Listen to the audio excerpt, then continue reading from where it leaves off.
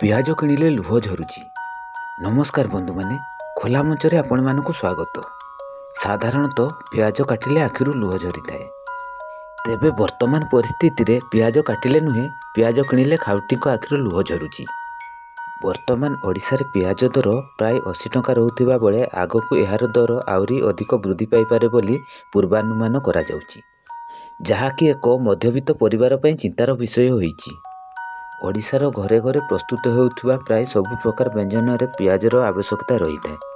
ବିନା ପିଆଜ ରସୁଣରେ ଆମିଷ ଖାଦ୍ୟ ପ୍ରସ୍ତୁତ କରିବା ମଧ୍ୟ ସମ୍ଭବ ନୁହେଁ। ତେଣୁ ପିଆଜର ଏପରି ଦର ବୃଦ୍ଧି ଗୃହିଣୀଙ୍କ ଭାତ ହାଣ୍ଡିକୁ ପ୍ରଭାବିତ କରୁଥିବା ଅଭିଯୋଗ ହେଉଛି।